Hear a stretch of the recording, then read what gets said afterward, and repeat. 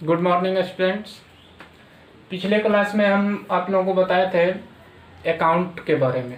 Accounts, every entity called accounts in the language of book keeping, यानी प्रत्येक चीज़ को book keeping की भाषा में अकाउंट ही बोला जाता है।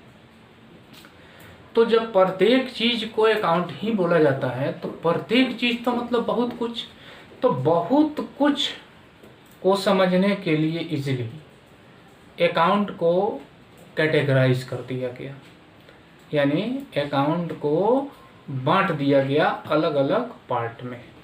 अर्थात there are 3 main types of account according to traditional approach, यानी परंपरागत विधि के अनुसार अकाउंट्स के मुख्य 3 पार्ट होते हैं या 3 टाइप होते हैं।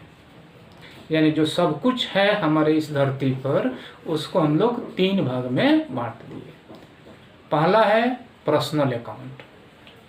पर्सनल अकाउंट का मतलब होता है कि किसी भी व्यक्ति, कंपनी, दुकान, संस्था या संगठन के नाम से संबंधित प्रत्येक प्रकार के अकाउंट को बोला जाता है पर्सनल अकाउंट। तो अब जो डिफिनेशन हमने बताया कि किसी भी व्यक्ति, कंपनी, दुकान, संस्था के नाम से संबंधित सभी प्रकार के अकाउंट को पर्सनल अकाउंट बोला जाता है, तो आप लोगों को अंदाज नहीं होगा कि इसके दायरे में कितना आइटम्स आ गया। अब दुनिया भर के सारे लोग, चाहे अमेरिका के हों, चाहे हिंदुस्तान के यानी इंडिया के हों, सारे लोग, चाहे 1 साल का बच्चा हो या चाहे 100 साल के बुजुर्ग हो, सारे आदमी जो हैं पर्सनल अकाउंट के दायरे में आ गए। सारी कंपनियां, चाहे इंग्लैंड की हो चाहे भारत की हो, सारी कंपनियां जो हैं पर्सनल अकाउंट में आ गए। सारे दुकान, चाहे इंडिया के हों चाहे ऑस्ट्रेलिया के हों, सारे दुकान पर्सनल अकाउंट में आ गए। स्कूल, कॉलेज, मंदिर, मस्जिद जैसी संस्थाएं या संगठन या पार्टनरशिप फर्म जैसी बहुत सारी कंसर्न होते हैं, वो सारे जो हैं पर्सनल अकाउंट में आ गए। यानी इस अकेले एक अकाउंट में अनगिनत आइटम, अनगिनत इसलिए कहे कि इसको गिन पाना मुश्किल है, क्योंकि हर क्षण पॉपुलेशन बढ़ रहा है ना। तो हम गिनेंगे तब तक कितने लोगों का नया जन्म हो जाएगा। हर दिन नई कंपनियां बनती हैं, काउंटिंग कैसे पॉसिबल है। शॉर्ट में हमको यही समझना है कि all accounts those are related to name of any person, any company, business and concern are called personal account. Impossible है इसका एग्जाम्पल दे पाना। समझने के लिए 2-4 एग्जाम्पल हम दे दिए कि जैसे Ram account, Mohan account, Sohan account, bank account, Tata account, Birla account, Reliance account, बहुत सारे नाम है ना। लेकिन कॉन्सेप्ट क्या है कि सब लोग, सब दुकान, सब कंपनी, सब संस्था, सब संगठन, चाहे इंडिया का हो चाहे ऑल ओवर वर्ल्ड का, सब क्या है पर्सनल अकाउंट के दायरे में आता है। ठीक है। दूसरा अकाउंट है, अब तो आदमी, कंपनी, दुकान हम लोग ले लिए पर्सनल में। अब बचा क्या? बचा वो जो आदमी, कंपनी, दुकान नहीं है लेकिन वो दिखाई देता है, जिसका कोई फिजिकल एक्सिस्टेंस है, जिसका रूप आकार है, जिसे हम देख सकते हैं, छू सकते हैं।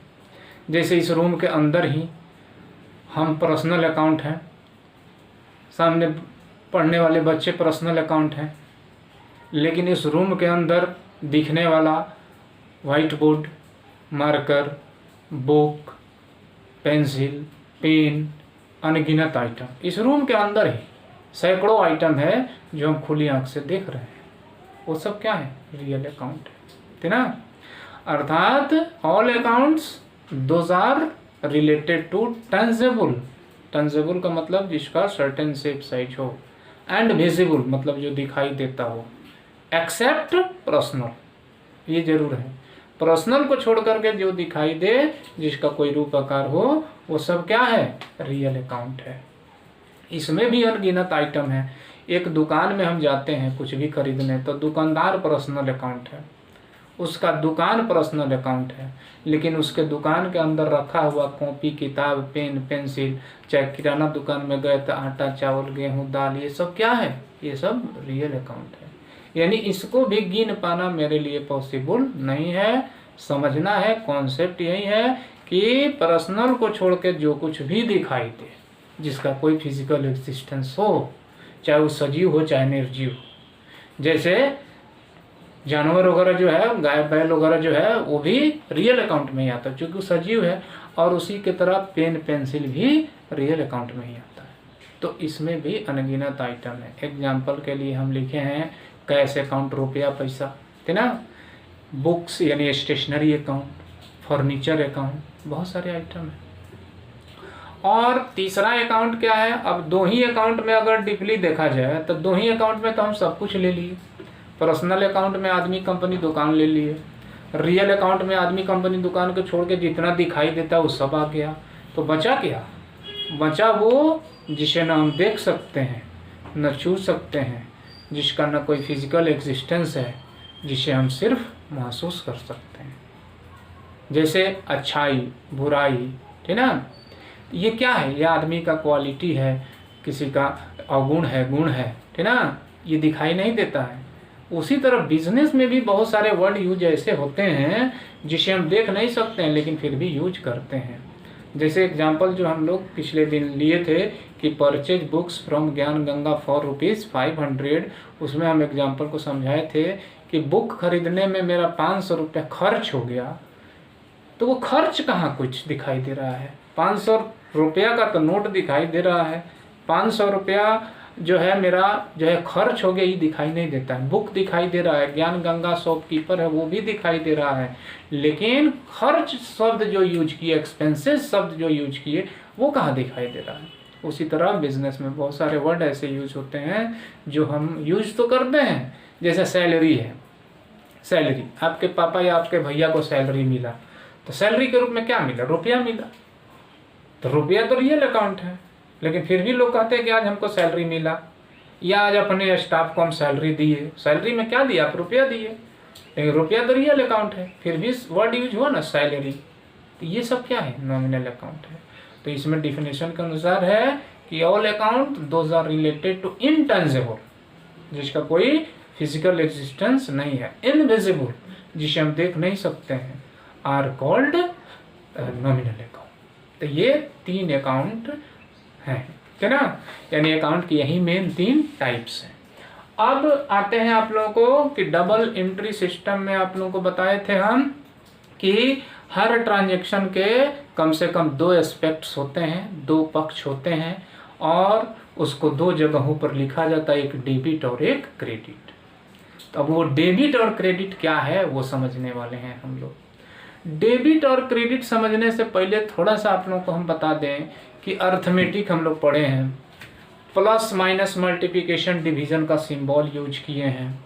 लेकिन अगर उस प्लस के सिंबल को देख करके कोई आदमी मीनिंग पूछे कि सर इसका मीनिंग क्या हुआ, तो बताने वाला कहेगा कि ये एडिशन का सिंबल है। तो कोई पूछ दिया कि एडिशन मतलब सर क्या होता है, तो बताया जाएगा कि एडिशन मतलब होता है बाबू जोड़ना, जोड़ना, ऐड करना। अब कोई पूछे कि जोड़ना मतलब सर, तो फिर वहाँ तो फिर सीखना पड़ेगा। तो जस्ट लाइक जो सिंबल हम लोग अर्थमेटिक में यूज किए, उसी तरह हम अपने बुक कीपिंग अकाउंटेंसी में सिंबल के रूप में यूज करने जा रहे हैं डेबिट और क्रेडिट।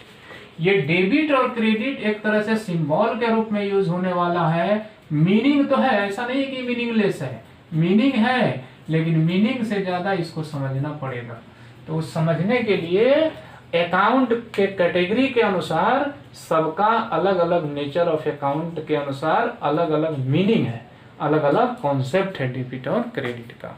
तो उसको हम लोग डेबिट और क्रेडिट का मीनिंग भी समझ सकते हैं और rules for debit and credit भी सोच सकते हैं।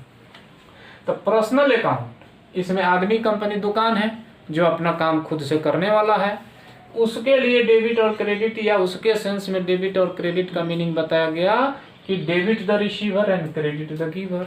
जो व्यक्ति या कंपनी पाएगा जो कुछ भी वो डेबिट, और जो देगा वो क्रेडिट। जैसे deposited into bank by Ram, Ram के द्वारा बैंक में रुपया जमा किया गया मेरे अकाउंट में, तो यहाँ राम भी पर्सनल अकाउंट है, बैंक भी पर्सनल अकाउंट है। तो बैंक में रुपया जमा किया राम, तो बैंक पाया, पर्सनल अकाउंट है। जो रिसीवर है तो बैंक हो जाएगा debit.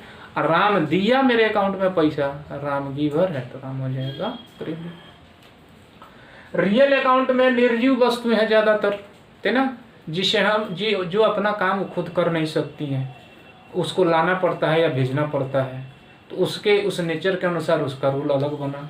Debit want comes in and credit want goes out.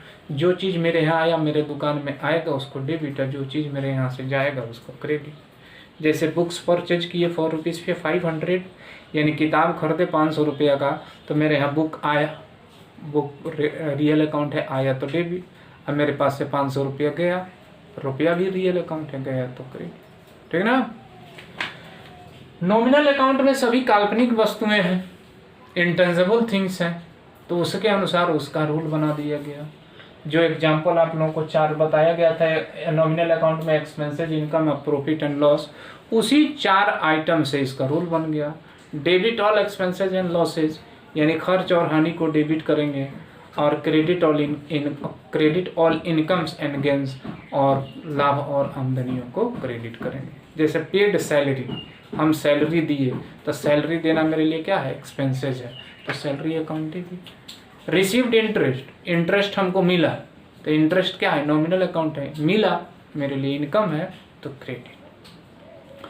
अब ये जो आपके सामने दिख रहा है यही है अकाउंट्स या बुक कीपिंग का ABCD।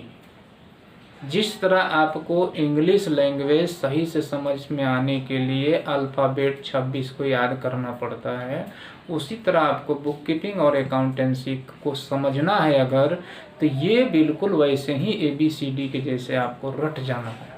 ये बिना रटे आपका कोई भी स्टेप आगे बढ़ने वाला नहीं है। इसलिए हम उम्मीद करेंगे कि आप लोग ये 3 रूल जो है एकदम ढंग से याद कर लीजिए, कहीं कोई कंफ्यूजन नहीं हो। ये देखिए, ये जो ब्लू इंक से लिखा गया वो है अकाउंट का रूल या अकाउंट का डेफिनेशन या उसका पहचान, और जो ब्लैक इंक से लिखा गया है वो है रूल। तो ये आप लोग याद कीजिए, और फिर जो है आगे हम इसी को हम लोग प्रैक्टिकली कैसे जर्नल में सजाते हैं, जर्नल क्या है वो चीज़ अब नेक्स्ट क्लास में बताया जाएगा। Thank you.